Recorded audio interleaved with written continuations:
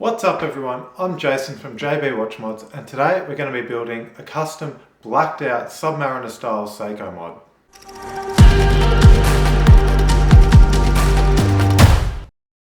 Okay, so here are all the parts we're going to be using today. Now, I'll leave a link for all these parts in the description below, so if you want to build yourself a watch like this, you can pick up the parts for yourself. Alternatively, if you don't feel like jumping into a full watch build, you can head over to my website at jbwatchmods.com.au where we sell these watches. So even if you don't feel like you can build a watch yourself just yet, but you still want a watch like this, jump over to our website and pick up a watch for yourself. So with that being said, our case is a black Submariner style case, 40mm. It's got a sapphire crystal.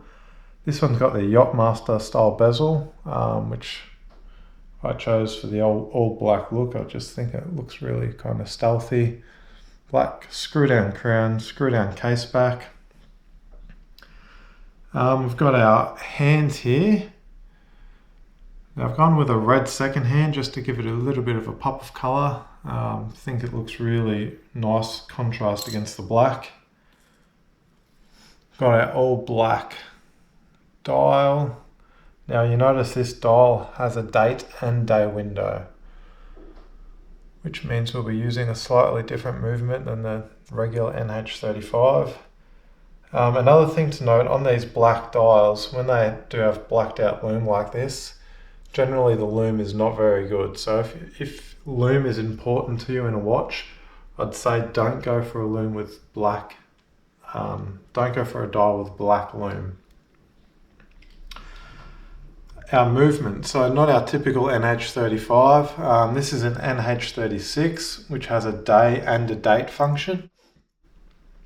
Now I've gone with the black date and day wheels, obviously just to tie it in with the black dial, black case, black band. So I think the black NH36 is a good choice for this build.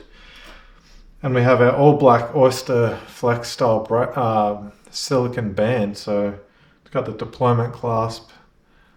This one's got fitted end, so you get that nice fitted end for the finished product. So very nice band, it's quite soft, feels really good. This brand on this one's Rubber Bee. All the bands I've used from Rubber Bee have been really nice quality from AliExpress, so recommend these bands, they're very good. So that said, let's start the build. So our first step is to get our movement and our dial fitted. So let's get the two paired together.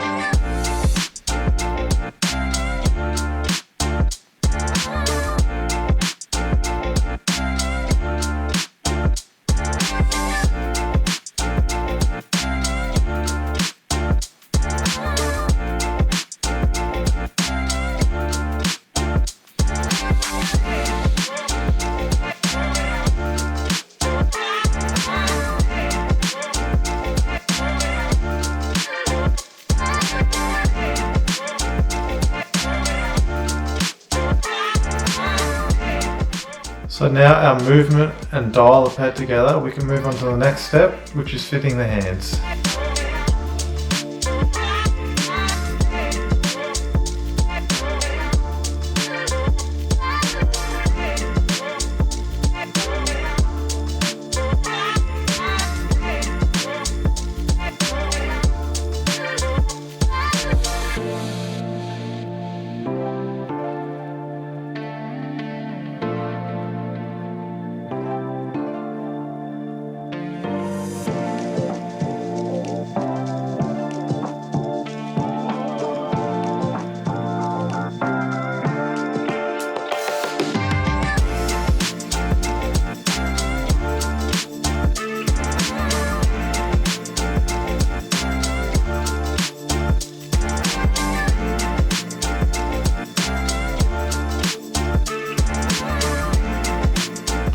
So now our hands are all fitted. We've just tested them to make sure that there's no clearance issues. All the hands have enough space so they're clear and don't feel at each other. So now that that's all good, we can get ready to fit this into the case.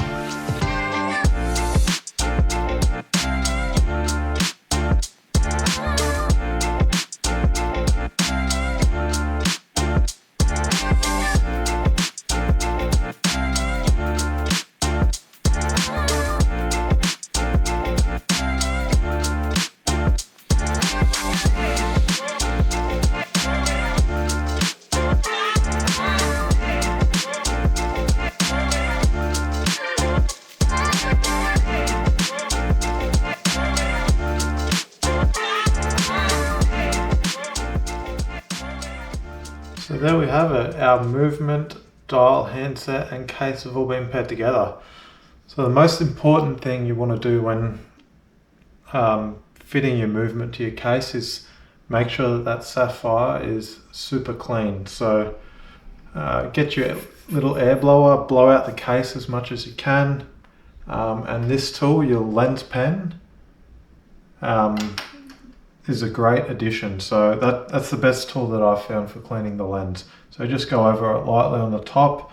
If you see any smudges underneath, hit the underside of the lens of the sapphire.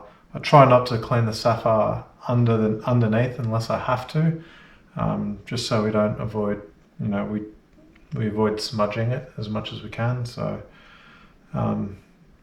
yeah, just get it as clean as you can. That's my biggest tip for pairing the two.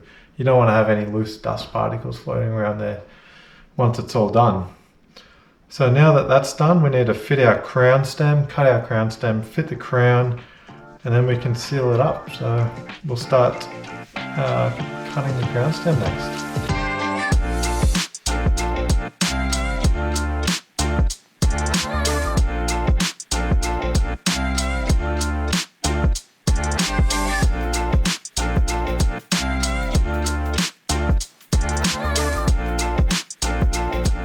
So I just realised that I've cut the crown stem too short. So luckily for me, I've got a box of extra crown stems that I use for situations like this. So lesson is just take your time.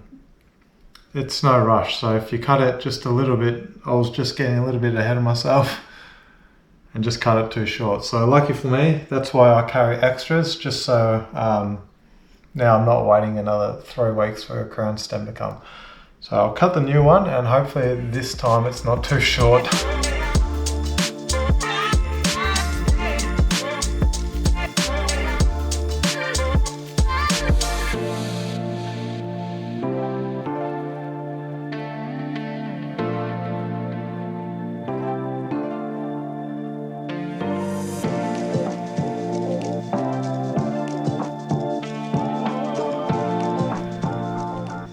Okay, I've got it perfect this time, so I'll lock it up with some thread tie and we can move on to the next step.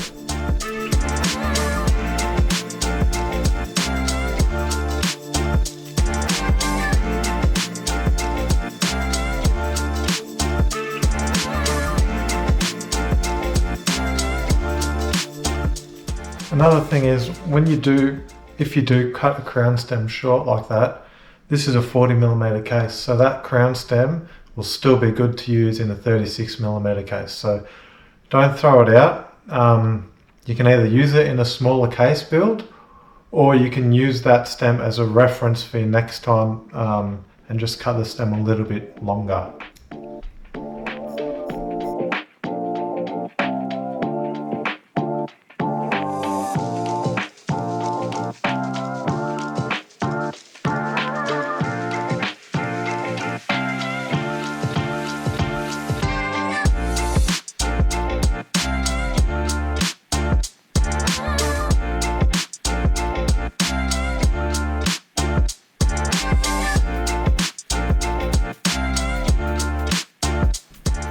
Alright, there we have it. So that is one case completed, ready to go. So all we have left to do now is fit the rubber strap and this watch is done.